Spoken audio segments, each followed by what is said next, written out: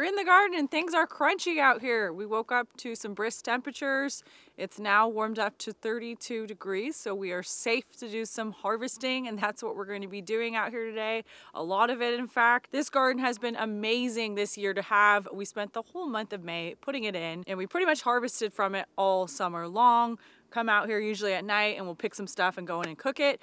However, the last 2 weeks, it has been very much neglected. So I had some family visiting and we've just been super busy.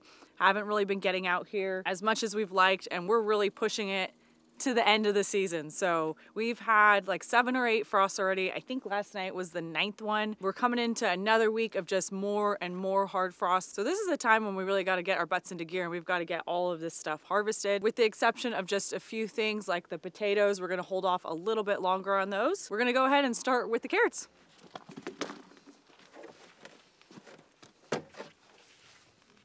I wasn't harvesting any of these with gloves last time. Let's see if they got frozen. No, they're not frozen at all, really, huh? That's good news. All right, there's no easy way to do this, like I just said. Do you want to just throw them all in? Or do you want to cut the tops off and put them aside? Because I want to compost the tops. This is a nice one. Fat one. It's a short, fat one.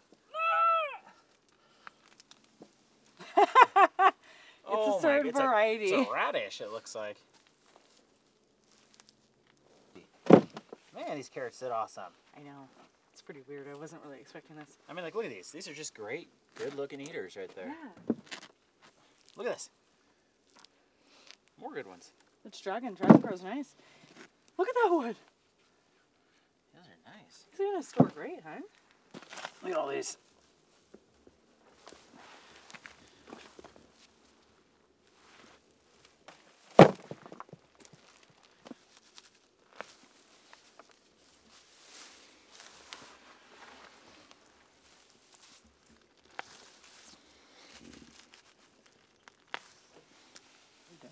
This is crazy. We're going to have carrots, meat, potatoes, little beets, cabbage. Little beets? Those beets are small. Little beets. There's about a few random huge turnips and then that's it. The rest are really small. This one's a nice one.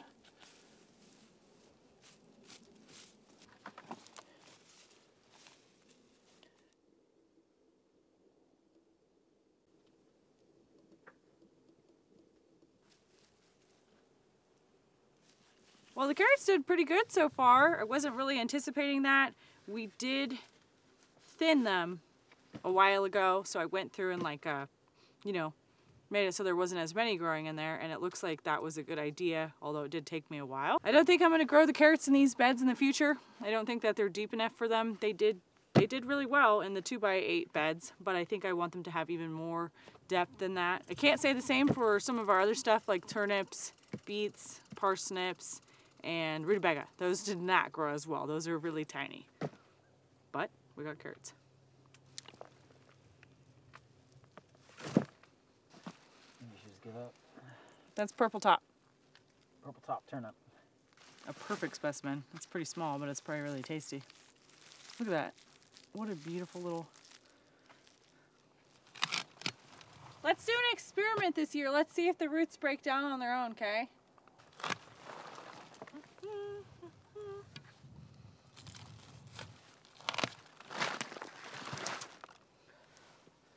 Timber!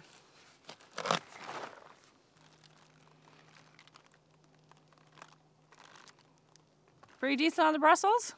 I grow a lot of them because not all of them get super big. Every once in a while there's like a few of them you can see that get pretty big, which is neat. I just don't know how to get them all to do that. This is a plant that could stay in the garden pretty late typically, but our climate is just too harsh that the temperatures we're gonna get this year has been actually a little bit warmer.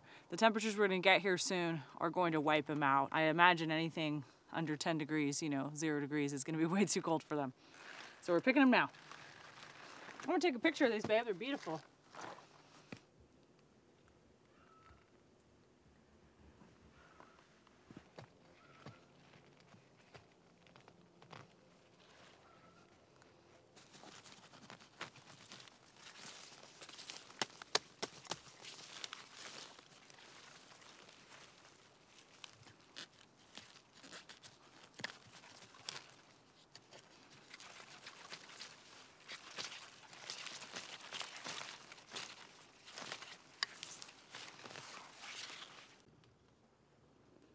aren't half bad, huh?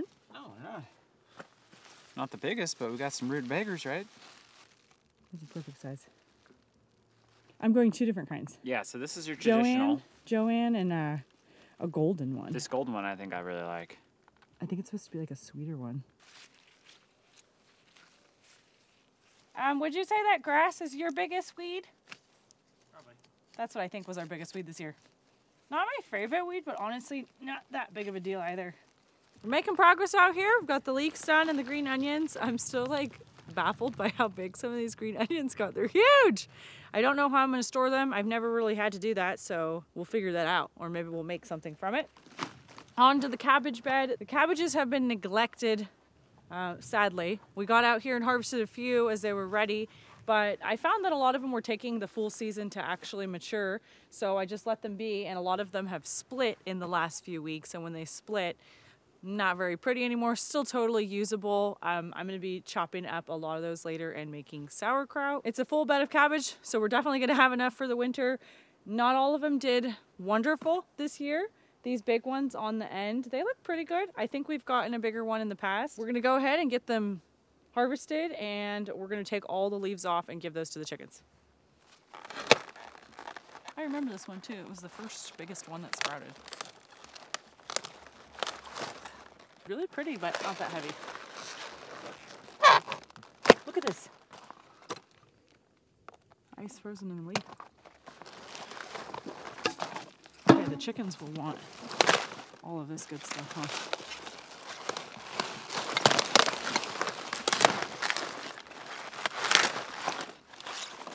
I'll have to have you test. Doesn't even feel like 5 pounds, maybe 5-ish. Smaller than a fish, is all I could say. Definitely not the weight of my cat.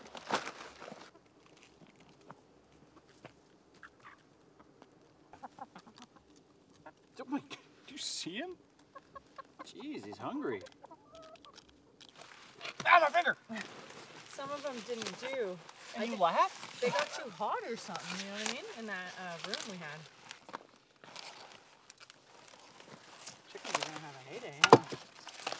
Yeah, they've been pretty good for a while. So we eat them. So I think cabbages will store in the crawl space. We'll And just put them in the tote. maybe like, which one of these ones do you want to save? Maybe that one? What about this one? 2 months worth of cabbage.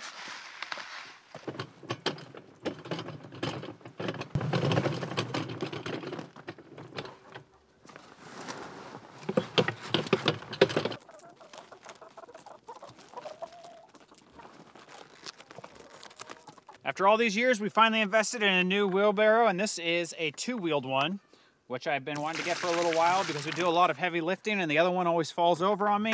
We'll see how this one holds up. It is not a metal tub. It's poly. We'll see what it does in the cold. So far, so good though. In the cold? I was thinking if it got cold and you dump some in here, or like...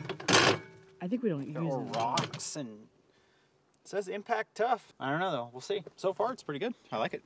Potatoes don't need this. If anything, we'll use the fleece.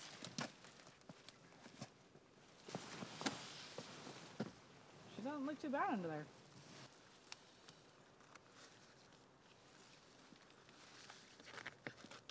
This is a nice celery.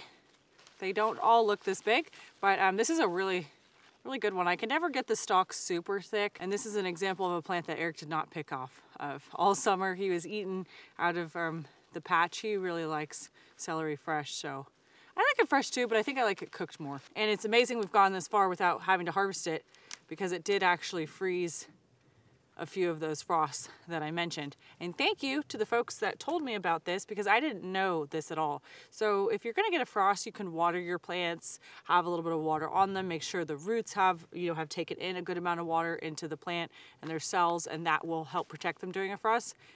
But I didn't know this. So if you come out and you see icy frost on them and it hasn't melted yet because it's not warm enough in the environment, you can actually spray them down with water. And probably about a week and a half ago, these had some frost on them. I didn't have the covers on them.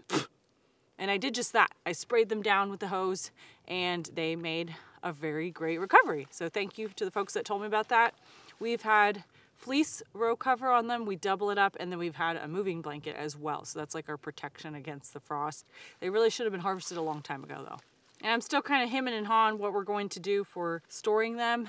I would love to store these in a root cellar. We don't have one though. We just have our crawl space, which does a pretty good job. But right now with it being warmer, it's only sitting at 59 degrees and that is nowhere near cold enough for storing this. It's also not really the right humidity. You'd want like 90% humidity to store a lot of these vegetables. And I think it's only like 60% humidity down there. We've canned it, we've dried it in the past, we've frozen it. I think we may be looking at freezing it if some of these stalks are damaged. No, I'm glad you enjoyed it while it was fresh. It's a pretty nice one. They grew right next to each other. I must not have realized that when I planted them.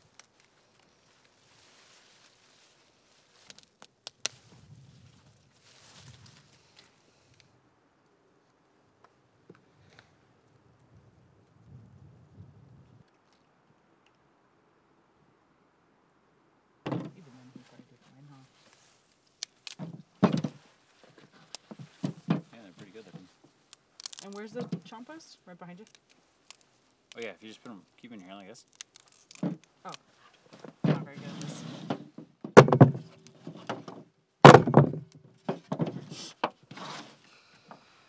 What a beautiful day.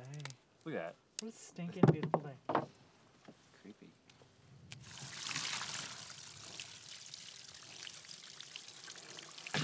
Oh yeah, dirt doesn't matter to me. Perfect. I'll pick through and I'll pick the nice size shaped ones out. And Wow, that's a good carrot. Look at that. Purple red. That's good. That's a sweet one. I wonder if, do you want me to do carrots and cabbage in the same one? You're going to be in the background chewing and stuff. I'm not chewing anymore. Stop.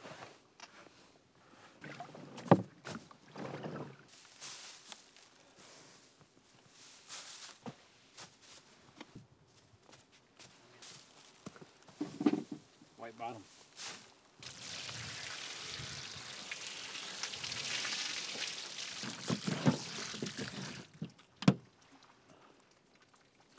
It's from Europe.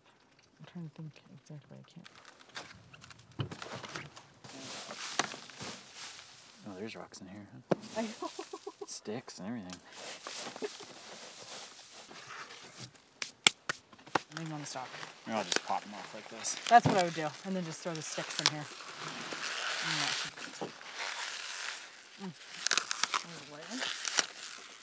Perfect, thank you. Last guy in there. Really just, that should work. Yeah, perfect. Shavings in our box. I'll take that and put them in with some of that moisture, and that'll be the moisture that we'll add to the soil. Compost. I didn't need your help. Hi.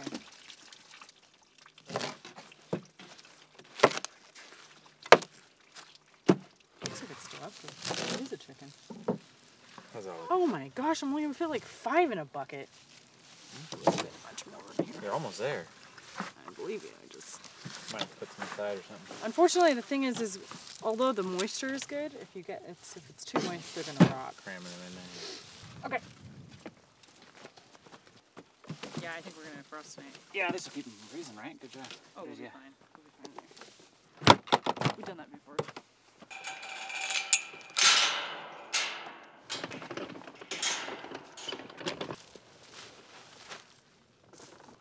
Oh!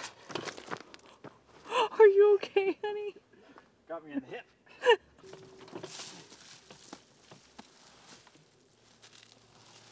Okay, this is the work that we got completed for the day. We are just storing this the best that we can. It's definitely not the ideal situation. So we've got some planer shavings. A little bit of moisture has been added to those to help add moisture back to the vegetables. The 2 big black totes are actually going in our crawl space. Everything else, we've got a pretty cool area where we're gonna try and store that for a while. And then there's some stuff in this, what is it called? That's an ice chest. Ice chest, because it's gonna freeze, I think, again tonight, and that's what we're gonna be processing tomorrow. Like a vampire. All in all, pretty good haul. We're gonna head over to the shop.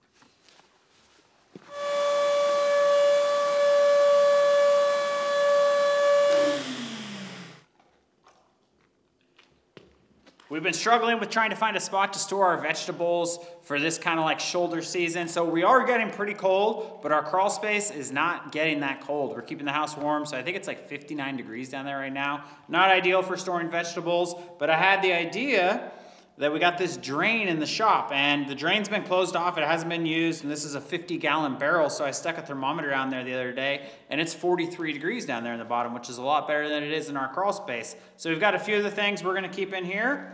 Just gonna put them down there in buckets, we'll cover it up with the lid, and we'll see what happens. I'm gonna put Brussels on the side before.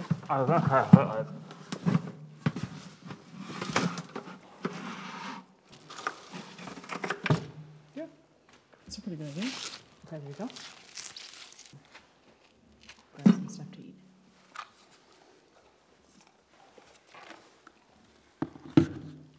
Dungeon.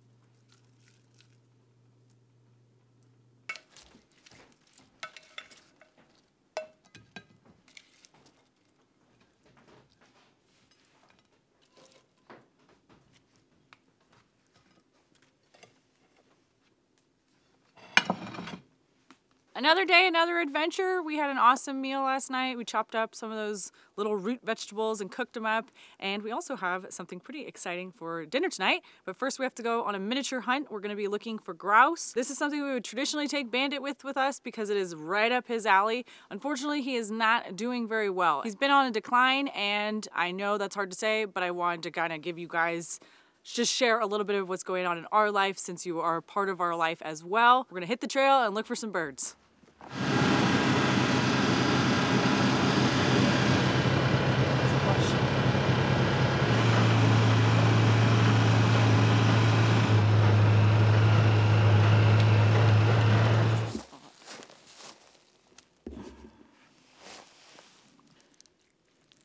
That's sick. So we've been seeing grouse left and right recently these past few weeks. Rough grouse, spruce grouse, and sharp-tailed. And it would just so have it that we haven't seen one yet. So hopefully we find one. Be careful of this guy.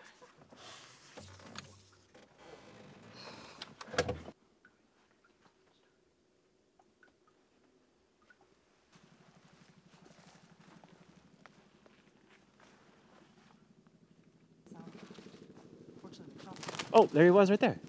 He was in this tree. He was in that thin one right there. Okay, I guess we gotta keep going.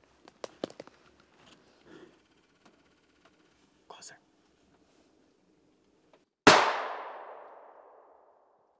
Got one for dinner. Hopefully we'll get another one.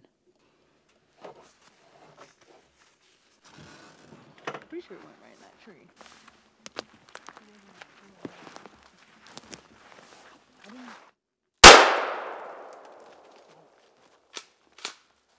That was scary. Eric found the bird. It's a male grouse, spruce grouse. So we definitely knew we shot him. We got him right away. He went down, chased him right to here, and we heard a fluttering or a really weird sound. We didn't exactly know what we both heard. Eric heard it more there. I felt like it was to the left. We just looked for him for about like 15 minutes. Couldn't find him. We found some feathers, probably like close to 50 feet out. So he ran pretty far is what happened. And we're really happy that we found him because it's hard without a dog to find these guys. Good job, hon.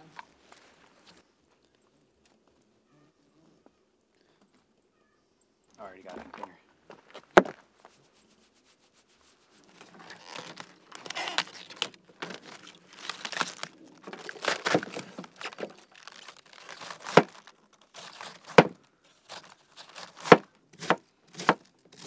It's a messy job, but we are getting our cabbages ready for the sauerkraut that we're going to be making for this winter.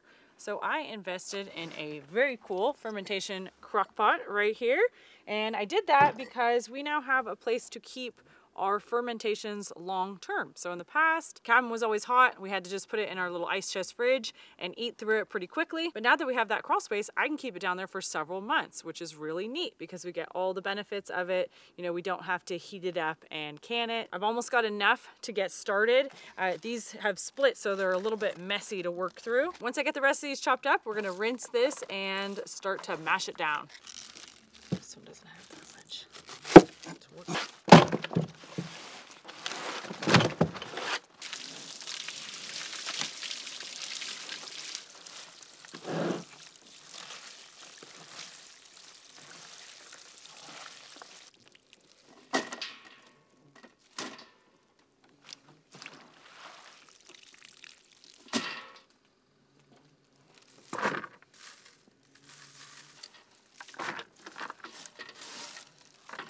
If you've ever been led to believe that fermenting is intimidating, it is not. It is very, very simple. And in this case, we actually only need salt and the cabbage because we're making our own brine. So this cabbage naturally has lactic acid on it, and that's going to be the bacteria that's responsible for converting sugars in the cabbage to acid, which makes your fermented product, your bubbly, delicious sauerkraut. And the salt does two things. So the salt is going to draw out the brine that we want to create, draw out the moisture in the cabbage, and it's also going to inhibit any sort of bad growth. We've been fermenting a long time, and really, we've only had a few ferments go wrong. Okay, we're gonna dump that. We want to use about 2 teaspoons of kosher salt per cabbage head. I'm approximating, we have 4 or 5 in there. Not really quite sure, but that's about how many teaspoons I'm adding, about 5 teaspoons. And at this point, we're going to start mashing it.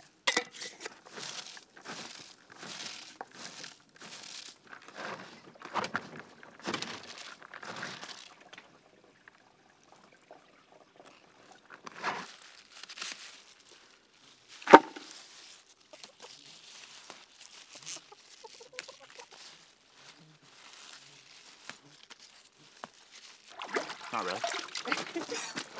It's getting there. I bet you the crawl spaces. Well, we're ready to transfer the cabbage to this pot now. I'm gonna get it all in there and then we'll pour the brine on top. So the fermenting is a process that takes place best at room temperature.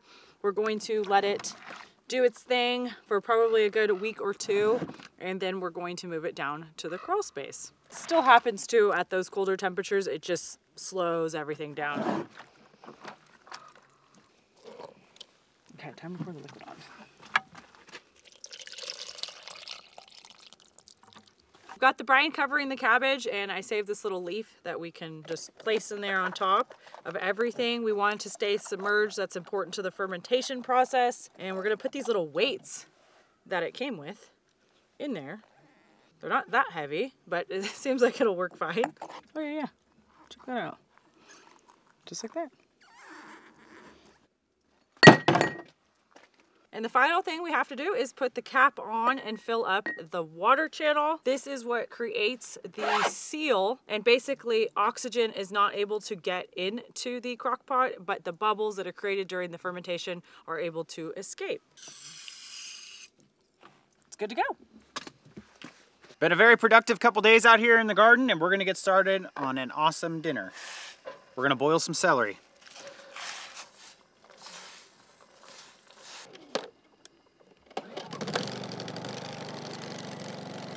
Also for our recipe, we're gonna need some breadcrumbs. We have some stale sourdough bread. Crumble that up in there. We're going for a pretty fine breadcrumb here.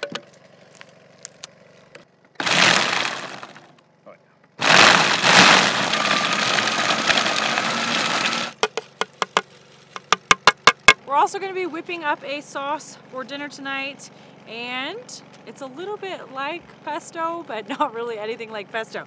So I got an idea when I saw something called cream lime basil, And we have a lot of French sorrel. It grows really well. It's got like a lemony flavor and it does not process very well. It's awesome for freezing, but like it's not good for canning or dehydrating or anything like that. So I thought this would turn out pretty cool. We're gonna be using this as the main bulk of the recipe, and we're adding some other ingredients that you traditionally would to pesto. So parmesan, nuts. I don't have pine nuts, I have some walnuts and cashews. And we're also adding citrus. So we're gonna do some lemon, lime, and avocado, and cream, and olive oil. It's gonna be great. Oh, we're gonna have to make 2 batches, huh?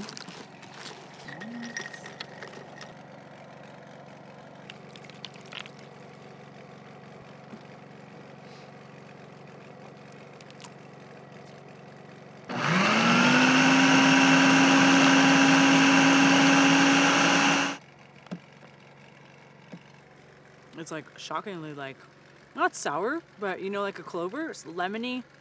I'm like a clover, like a sour clover. It's really good. I think it needs garlic. We ended up with 8 cups and it's fairly delicious. I definitely recommend putting the avocado. It kind of balances things out. It's not too citrusy and it's pretty like mild. It's really good. So we've got extra to store. I'm just gonna be putting these in the freezer so I won't fill them up all the way. Creamy sorrel pesto.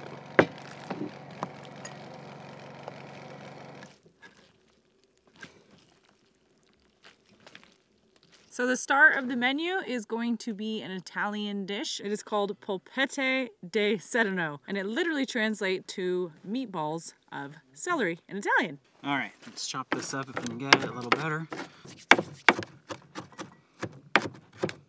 Celery and onions. Let's do salt and pepper now.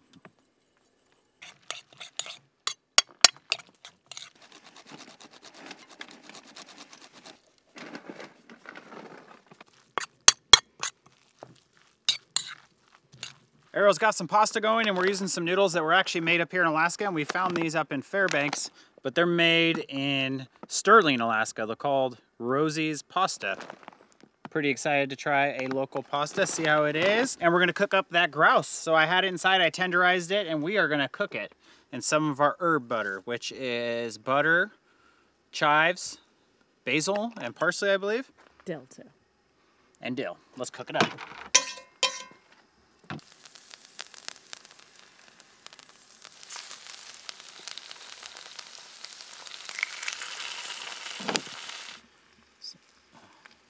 I don't know, are these gonna hold together?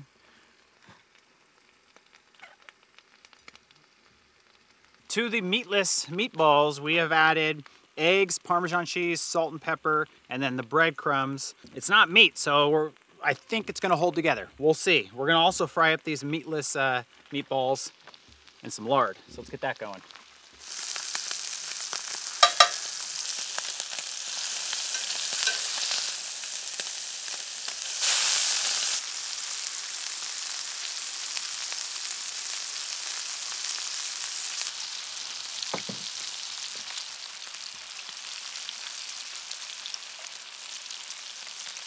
Oh, it looks really good. They look really good. See that little guy? He's fried on like multiple sides. This looks lighter than spruce grouse, huh? But it was. I know it's spruce grouse. I think it's just this I think it's what certain they're time eating. of year.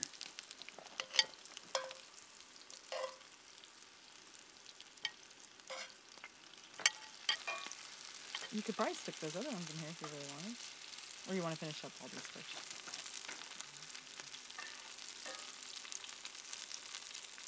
Just not that big one's not done. He needs to come back over here, that big one. That little guy's probably done. Oh, this is a fiasco here. No big deal. I'm hungry. I mean, seriously, I'm not joking. I mean, I've never made a meatball with no meat, but these look good. I What love celery. But the whole meal, I mean. Oh, yeah. What is your first thing you would like to try, and I'll wait for you. Well, the meatballs. We gotta try the meatballs. You would like to try the meatballs first. Meatballs? Yeah, I'm going just plain Jane, nothing on them. You're taking a whole ball? No, I don't think I can fit that. Better than I expected. Like I said, I'm a fan of celery, but those, they're Yeah, you love celery. They're like rich and buttery and salty. I think the sourdough breadcrumbs too. That's what's coming through. I'm tasting sourdough. Man, those are good. Holy cow. I'm going to put a little of this sauce on there. I tried to look up a recipe that was like really embrace celery. So that's what I came across. And it's good. It's really good. Try it with that sauce. It would be good with a sauce. It's real like crunchy and fried. But in a good way. Oh, it's delicious. These noodles, already tried them. Very similar to like store-bought noodles you would get, except these ones, we both agree, have a little more meat to them. More like a thicker, denser, good noodle. Yeah, really good noodle. Definitely like that cool lasagna shape. I don't know why. I think it's really cool. And with this lemony sauce on there. All right, this is a good meal. I'm all over the place. Yeah, sorrel tastes a lot like lemon, so that's why it just really is lemony. That's good. Those meatballs. I really like the meatballs. Holy cow. I know the grouse is going to be good, but the meatballs are... Those are good. Really good. You probably heard us remark that grouse tastes a lot like steak, but what we're finding, at least I think, is that depending upon what bird you harvest, because there's different ptarmigans and grouse, and at what time of year you harvest them, they actually can taste remarkably different. We just ate some ptarmigan, and it was fantastic, whereas in the winter, they're a little gamey. Grouse has never tasted gamey, but tell me, this does not taste as much like steak. It's lighter. It's a little lighter than like steak. Dark meat chicken is what I'm getting. I'm getting dark meat chicken too. Dark meat chicken. I give everything a 10 out of 10. Solid 9 at least, 9.5. I think that these are honestly the star of the show. Yeah, and not only are they delicious, they're holding together amazing. Yeah, like you can cut them and you have 2 pieces of meatball. They're not coming apart at all. And they're meatless. We got the meat on the side. Well, thank you guys for joining us on another garden adventure. We are going to be back out here, and we hope to finish up the greenhouse this year. I'm not sure if that'll happen. We don't know. The sun it's going away. The days are getting pretty short. We've got some projects that we have to get done, but we would like to get the garden done and the greenhouse. Yeah. So we'll see. And we'll see you guys later. A little late on the chairs. I like it all. I like it all. Good meal. Really good meal. Thank you so much, hon. It's beautiful.